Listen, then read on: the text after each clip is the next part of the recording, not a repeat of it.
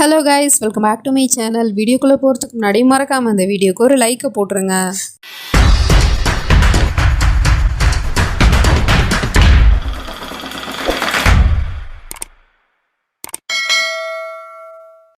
Last பார்ட்டில் நம்ம ஹீரோயினே காரில் வச்சுட்டு நம்ம ஹீரோ கடத்திட்டு கூட்டிகிட்டு போயிட்டே இருக்கான். அப்போ இவளும் கேட்குறா, எதுக்காக இப்படிலாம் பண்ணிட்டு இருக்கீங்க, நீங்கள் பண்ணுறது ரொம்ப தப்பு அப்படின்னு. ஆனால் இதை விட்டால் எனக்கு ஒரு வழி தெரியல, உனக்கு சரி எது தப்புன்னு நீ புரிஞ்சுக்க மாட்டேற, அதனால தான் உனக்கு நான் புரிய வைக்க ட்ரை பண்ணிட்டு இருக்கேன் அப்படிங்கிற மாதிரி சொல்லிட்டு காரை ஃபாஸ்ட்டாக ஓட்டிகிட்டு இருக்கான். அப்போ நம்ம ஹீரோயினையும் பயந்து போயிட்டு ஹேண்ட் பிரேக்கை பிடிச்சி இழுத்துடுறா. அப்புறம் வண்டி கண்ட்ரோல் இல்லாமல் போது நம்ம ஹீரோ அதுக்கப்புறமா ஸ்டாப் பண்ணிடுறான். இந்த பக்கம் வீட்டில் பொண்ணை காணோம் அப்படிங்கிற விஷயம் நம்ம ஹீரோயினோட அம்மாவுக்கு தெரிஞ்சு போச்சு. கால் பண்ணாலும் ஃபோனை எடுக்க மாட்டேங்கிறா, ஃபோனை வீட்டிலேயே வச்சுட்டு போயிட்டா. ஸோ இவங்களுக்கு இப்போ டவுட் வருது, ஒருவேளை ஆதித்யா ஏதாவது பண்ணியிருப்பானா அப்படிங்கிற மாதிரி யோசிச்சுட்டு இருக்காங்க. இந்த பக்கம் நம்ம ஹீரோவும் கோவத்தோட காரை விட்டு இறங்கி நம்ம ஹீரோயினை திட்டிகிட்டு இருக்கான். நீ என்ன காரியம் பண்ணிட்ட ஜோயா, இப்போ கொஞ்ச நேரத்தில் நம்ம 2 பேரும் செத்துருப்போம் அப்படிங்கிற மாதிரி சொல்லிட்டு இருக்கா. ஆமாம், செத்தா நல்லதுதான் அப்படின்னு சொல்கிறா. என்ன சொல்கிற நீன்னு கேட்டா, ஆமாம் நீங்கள் இப்படி கொஞ்சம் கொஞ்சமாக என்னை சித்திரவதை பண்ணுறதுக்கு ஒரே தெரியா நான் போய் சேர்ந்துருவேன் அப்படிங்கிற மாதிரி சொல்லிட்டு இருக்கா. உடனே நம்ம ஹீரோக்கு ரொம்ப கஷ்டமாக போயிடுது. அதுக்கப்புறமா தான் இவனுக்கு ரியலைஸ் ஆகுது போல், ஒருவேளை நம்மளும் டார்ச்சர் தான் பண்ணுறோம் போல் அப்படிங்கிற மாதிரி யோசிச்சுட்டு, சாரி ஜோயா, நான் ஒன்றும் ஸ்டாக்கர் கிடையாது, நான் இந்த மாதிரி பண்ணதுக்கான காரணம் நான் உனக்கு என் மேலே இருக்கிற காதலை புரிய வைக்கணும்னு தான் நினச்சிட்டு இருந்தேன். ஆனால் இப்போ தான் புரியுது, நீ என்னை காதலிக்கல போல, நான் தான் தப்பாக நினச்சிட்டேன்னு நினைக்கிறேன். I am so sorry Joya அப்படிங்கிற மாதிரி மன்னிப்புக்கிட்டு இருக்கான். நம்ம ஹீரோயினையும் அது ஆதித்யான்னு ஏதோ சொல்ல வரா. அப்போ கரெக்டாக நம்ம ஹீரோனோட அம்மா அவனை கண்ணத்தை கட்டி ஓங்கி அரைஞ்சிட்டு, எவ்வளோ தடவை சொன்னாலும் உனக்கு புரியாதா, அவள் தான் சொல்லிட்டால உன்னை காதலிக்கல அப்படின்னு, அப்புறம் எதுக்காக திரும்ப திரும்ப என் பொண்ணு இப்படி கஷ்டப்படுத்திட்டே இருக்கா, அவளுக்கு நாளைக்கு கல்யாணம், ஒரு விஷயத்த தெளிவாக புரிஞ்சுக்கோ, அவள் மனசில் நீ இல்லை, ஹர்ஷத் தான் இருக்கிறான் அப்படிங்கிற மாதிரி சொல்லிட்டு பொண்ணு அங்கேருந்து கூட்டிகிட்டு போயிட்டு இருக்காங்க. நம்ம ஹீரோக்கும் ரொம்ப கஷ்டமாக தான் இருக்குது. நம்ம ஹீரோயினிக்கும் ஹீரோவோட நிலைமையை பார்த்தா கஷ்டமாக தான் இருக்குது.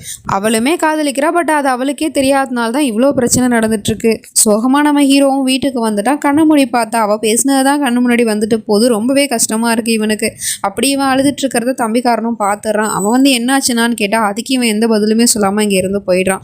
இதெல்லாம் தூரத்துலேருந்து அப்பாவும் பார்த்துட்டு தான் இருக்காரு. உடனே 2வது பையனை தனியாக கூப்பிட்டு விசாரிக்கிறாரு. இந்த ஆதித்யாவுக்கும் ஜோயாக்கும் நடுவில் அப்படி என்னதான் நடக்குது, ஆதித்யா என்னமோ அந்த பொண்ணை காதலிக்கிறேன்னு சொல்லிட்டு இருக்கான், ஆனால் அந்த பொண்ணு எதுக்காக வேற ஒரு பையனை கல்யாணம் பண்ணிக்க போறா, என்னதான் நடக்குது அப்படின்னு கேட்டதும் தம்பிக்காரனும் நடந்த எல்லா விஷயத்தையும் சொல்லிடுறான். ஸோ இப்போதான் அப்பாக்கே புரியுது, ஓ இதுதான் விஷயமோ அப்படிங்கிற மாதிரி பார்த்துட்டு இருக்காரு. இப்போ மறுநாளாக எடுத்து கலங்காத்தலே அண்ணங்கரை என்ன பண்ணுறான்னு போய் அவனோட ரூமுக்கு பார்த்தா, அவன் என்னடானா நம்ம ஹீரோயினிக்காக மஞ்சள் ரெடி பண்ணிகிட்டே இருக்கான். அதை ரெடி பண்ணிட்டு இருக்கும் போது அவனோட கையிலேருந்து மோதிரம் கலந்து விழுந்துருது. அதை கூட இவன் கவனிக்கல. அதுக்கப்புறம் ரெடி பண்ண மஞ்சளை தம்பிக்காரன்ட்ட கொடுத்து அனுப்புகிறான். நீ இதை போய் ஜோயாட்ட கொடுத்துரு அப்படின்னு சொல்லிட்டு. அவன் அதை வாங்கிட்டு போனதுக்கப்புறம் இவன் ட்ரெஸ் எல்லாம் பேக் பண்ணிட்டு இங்கேயோ கிளம்புறான் போல. உடனே அம்மாவும் அப்பாவும் நீ எங்கே தான்ப்பா போகிற அப்படின்னு கேட்டால், எனக்கு இங்கே இருக்கவே பிடிக்கலமா, நான் கொஞ்ச நாள் வெளியூர் போய் இருந்துட்டு வரேன் அப்படின்னு சொல்லிட்டு வெளியூருக்கு போக கிளம்புறான் போல. அதுக்கு அப்பாவும் அம்மாவும் தடுக்கிறாங்க. அப்பா ஒரு படி மேலே போயிட்டு, நான் போய் வேணா ஜோயாவோட அப்பா கிட்ட பேசி பார்க்குறேனே, என் பையனுக்கு உங்கள் பொண்ணை கொடுங்கன்னு நான் கேட்குறேனே அப்படின்னு சொல்கிறாரு. இல்லைப்பா, அதுக்கான காலம்லாம் கடந்து போயிடுச்சு, இப்போ நீங்கள் கேட்டு எந்த பிரயோஜனமும் கிடையாது. ஜோயாவுக்கு வேற ஒரு பையன் கூட கல்யாணம் ஆக போகுது, அப்புறம் அந்த கல்யாணத்தில் அவளுக்கும் விருப்பம்தான் போல. ஸோ இதுக்கப்புறம் நீங்கள் இதை பற்றி யோசிக்காதீங்கப்பா, நான் நல்லா தான் இருக்கேன், எனக்கு ஒரு பிரச்சனை இல்லை அப்படின்னு சொல்லிட்டு இவன் அப்பாவை சமாதானம் பண்ணிட்டு இருக்கான். பட் இருந்தாலும் இவனுக்கு ரொம்ப கஷ்டமாக தான் இருக்குது. இப்போ அந்த பக்கம் பொண்ணு வீட்டை தான் காட்டுறாங்க. நம்ம ஹீரோயினிக்கு மஞ்சள் சடங்கு நடந்துட்டு இருக்கு. ஹீரோயினிக்கும் மஞ்சள் பூச போறாங்க. பட் அவங்க ரெடி பண்ணி வச்சிருந்த அந்த மஞ்சளை தான் பூச போறாங்க போல. அப்ப அங்க ஒரு பொண்ணு இது ஆதித்யா சார் கொடுக்க சொன்னாரு அப்படின்னு சொல்லிட்டு கொடுத்துட்டு இருக்கா.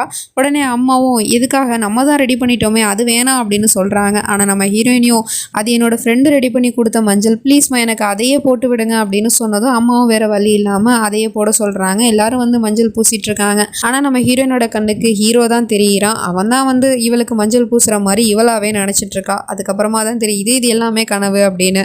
கடைசியாக அக்காவுக்கு தங்கச்சிக்காரி மஞ்சள் பூச போகும்போது அப்பா அவளோட கையில் ஏதோ கிழிக்குது. என்னதுன்னு பார்த்தா ஒரு ரிங்கு தான் இருக்குது. இந்த ரிங் எங்கேருந்து வந்துச்சு அப்படின்னு பார்த்துட்டு இருக்கும் போதே நம்ம ஹீரோயினி அந்த ரிங்கை பார்த்த உடனே கண்டுபிடிச்சிட்டா இது ஆதித்யாவோட தான் அப்படின்னு. ஏன்னா ஒரு டைம் ஆதித்யா சொல்லி, என்னோட ஃபேவரட் ரிங்கு, இதை விட்டு நான் ஒரு நிமிஷம் கூட இருந்ததில்லை, இது எனக்கு அவ்வளோ பிடிக்கும் அப்படிங்கிற மாதிரிலாம் சொல்லியிருப்பான். ஸோ அதை பார்த்த உடனே நம்ம ஹீரோயினி கண்டுபிடிச்சது மட்டும் இல்லாமல் அந்த ரிங் எடுத்து கையிலையுமே வச்சுக்கிறா. மஞ்சள் சடங்கு முடிஞ்சதுக்கப்புறம் பாத்ரூமில் போயிட்டு ரொம்பவே ஃபீல் பண்ணிட்டு வருத்தப்பட்டுட்டு இருக்கா.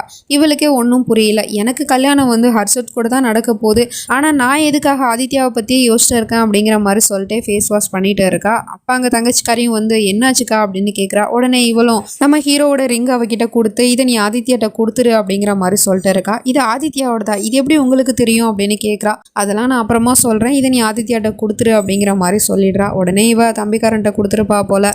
தம்பிக்காரன் அந்த ரிங்கை கொடுக்க வரும்போது தான் நம்ம ஹீரோவுமே ரிங்கை காணோம் அப்படின்னு தேடிட்டு இருக்கான். நீங்கள் இதை தானே தேடுறீங்க அப்படின்னு சொல்லிட்டு அந்த ரிங்கை கொடுத்துட்ருக்கான். இது உங்ககிட்ட எப்படி வந்துச்சுன்னு கேட்டால் இது ஜோயா தான் கொடுக்க சொன்னாங்க அப்படின்னு சொல்லிட்டு இருக்கான். ஜோயாவா? ஏன் ரிங்கு எப்படி அவகிட்ட போச்சுன்னு கேட்குறான். அது வந்து நீங்கள் மஞ்சள் ரெடி பண்ணீங்களா, அப்போ தான் அது விழுந்திருக்கும் போல், அப்படி தான் அவங்க கையில் கிடச்சிருக்கு அப்படின்னு சொல்லிட்டு இருக்கான். சரி அதெல்லாம் விடு, ஜோயா எப்படி இருக்கா, அவள் நல்லா தானே இருக்கா அப்படின்னு கேட்டுட்டு இருக்கான். அதுக்கு தம்பிக்காரன் என்ன பதில் சொன்னான்னு தெரியல. அப்படியே எங்கள் சீன் கட் ஆகிடுது. இப்போ மறுநாள் ஆகிடுது. இன்றைக்கி தான் நம்ம ஹீரோயினிக்கு கல்யாணம். அழகாக ரெடி ஆகிட்டு உட்காந்துருக்கா. பட் முகத்தில் கொஞ்சமும் சிரிப்பு இல்லை. அப்போ அம்மாவும் ஷாலை போட்டு விடுற மாமான்னு கூப்பிட்டுட்டு இருக்காங்க. அதுக்குள்ளே அப்பா கூப்பிட்டுட்டே இருக்காரு. நீங்கள் போங்கம்மா நானே போட்டுக்கிறேன் அப்படின்னு சொல்லிட்டு அம்மாவை அனுப்பி வச்சிடுறா. அதுக்கப்புறம் அந்த ஷாலை போடுறதுக்காக ட்ராவில் பின்னை எடுத்துட்டு இருக்கா. பின்னை எடுத்து வச்சுட்டா. பட் இருந்தாலும் அந்த ட்ராவில் ஏதோ ஒரு பேப்பர் இருக்க மாதிரி இருக்கு.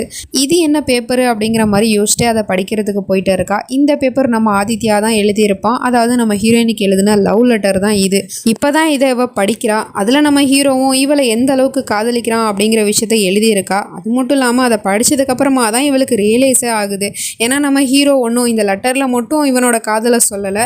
எத்தனையோ தடவை நம்ம ஹீரோயினிக்கிட்ட காதலிக்கிறேன் அப்படிங்கிற விஷயத்த சொல்ல வந்திருப்பான், சொல்ல ட்ரையும் பண்ணியிருப்பான். ஆனால் நம்ம ஹீரோயினிக்கு அது புரிஞ்சிருக்காது.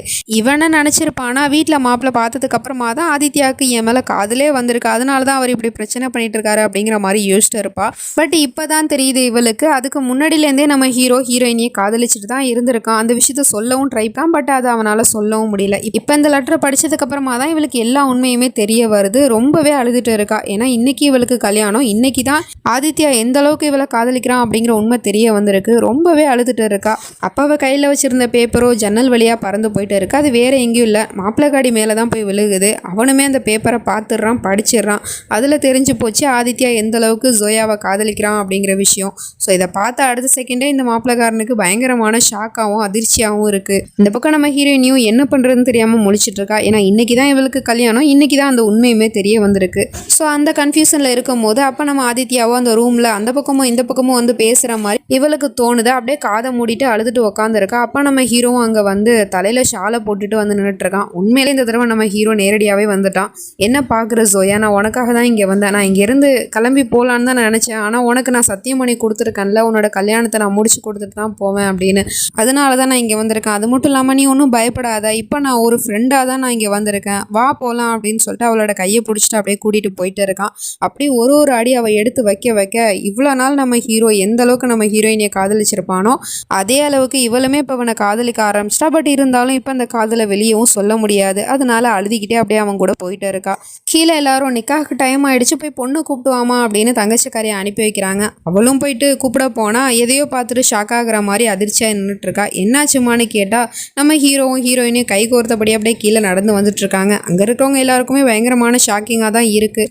அப்போ நம்ம ஹீரோவும் பயப்படாதீங்க, நான் எந்த பிரச்சனையும் பண்ணுறதுக்கு வரல, ஜோயாவுக்கு ஒரு நல்ல ஃப்ரெண்டாக தான் நான் இங்கே வந்திருக்கேன் அப்படின்னு சொல்லிட்டு அவளோட கையை பிடிச்சிட்டு அழைச்சிட்டு போய் அங்கே உட்கார வைக்கிறான். மாப்பிள்ளைக்காரனும் எதிர்த்தாப்புல தான் உட்காந்துருக்கான். இவனுக்கு உண்மையெல்லாம் தெரியும். பட் இருந்தாலும் எப்படி இங்கே வந்து உட்காந்துருக்கான் அப்படிங்கிறது தெரியல. நம்ம ஹீரோவும் ஹீரோயினை விட்டுட்டு அப்படியே அழுதுகிட்டே அங்கே இருந்து போயிட்டு இருக்கான். அப்போ தான் சம்மதமானு கேட்குறாங்க. அதாவது முஸ்லீம் முறைப்படி இப்படி தான் கல்யாணம் நடக்கும். பொண்ணு மாப்பிள்ளையும் சம்மதம் சொல்லிட்டா கல்யாணம் முடிஞ்சிருச்சு. அதே மாதிரியே பையன்கிட்டையுமே 10 லட்ச ரூபா மகர் கொடுத்து நீ ஜோயாவை கல்யாணம் பண்ணிக்க சம்மதமானு கேட்குறாங்க. அவனுமே சம்மதம்னு சொல்லிடுறான். 3 தடவை கேட்குறாங்க. 3 தடவையுமே அவன் சம்மதம்னு தான் சொல்லிடுறான். ஸோ இப்போ இதே கேள்வியை நம்ம ஹீரோயினிக்கிட்டேயுமே கேட்குறாங்க. 10 லட்ச ரூபா மகர் வாங்கிட்டு நீ ஹர்ஷத்தை கல்யாணம் பண்ணிக்க சம்மதமா அப்படின்னு கேட்குறாங்க. அதுக்கு அவள் வாயை திறக்கலை. திரும்பவும் கேட்குறாங்க சம்மதமாமா உனக்கு அப்படின்னு. அதுக்கும் அவன் வாயை திறக்கலை. 3ஆவது தடவை கேட்கும் போதும் அவள் வாயை திறக்கலை. உடனே நம்ம ஹீரோவும் நம்ம இங்கே இருக்கிறதுனால தான் ஒரு வேளை அவள் சொல்ல மாட்டாளோ அப்படின்னு சொல்லிட்டு அங்கேருந்து கிளம்ப போகிறான். டக்குன்னு அப்போ மாப்பிள்ளைக்காரனும் ஆதித்யா நில்லு அப்படின்னு அவனை ஸ்டாப் பண்ணுறான். உடனே அவனை நிற்க இவன் நேரம் அவன்கிட்ட போயிட்டு எனக்கு தெரியும்டா, உன்னால தான் அவள் வந்து சம்மதம் சொல்ல மாட்டா, என்ன கல்யாணம் பண்ணிக்க ஒத்துக்க மாட்டேங்கிறா, இதுக்கெல்லாம் காரணம் நீ தானே ஒன்ன அப்படின்னு சொல்லிட்டு அவன் அப்படியே அடிக்கிறதுக்கு போயிட்டு இருக்கான். நம்ம ஹீரோ அப்படியே அசராமல் நின்றுட்டு இருக்கான். அதுக்கப்புறம் அவன் தலையில் வச்சிருந்த தலப்பாவை கழட்டி அவன் கையில் கொடுத்து இந்த பொடி நான் விட்டு கொடுத்துட்டேன், நீ ஜோயாவை போய் கல்யாணம் பண்ணிக்கோ அப்படிங்கிற மாதிரி சொல்லிட்டு இருக்கான். அங்கே இருக்கிறவங்க எல்லாருக்குமே பயங்கரமான ஷாக்காக இருக்குது. நம்ம ஹீரோயினிக்குமே தான். அப்பாவும் கேட்குறாரு என்னப்பா பண்ணுற நீ, உனக்கும் ஜோயாவுக்கு தான் இன்னைக்கு கல்யாணம், எதுக்கு நீ இப்படிலாம் பண்ணிட்டு இருக்க அப்படின்னு கேட்டால் இங்கே பாருங்கள் நம்ம எல்லாரும் தப்பாக புரிஞ்சிட்ருக்கோம்.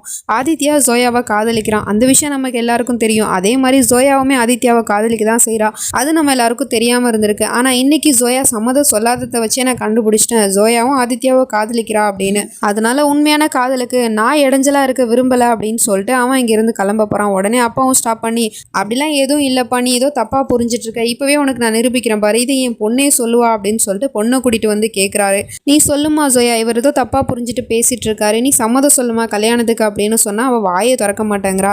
என்ன பண்ணுற ஜோயா, நான் உங்ககிட்ட தான் கேட்டுட்ருக்கேன், சம்மதம் சொல்லு, நீ ஹர்ஷத்தை கல்யாணம் பண்ணிக்க சம்மதம் தானே அப்படின்னு கேட்டால் அதுக்குமே அவள் வாயை திறக்கல.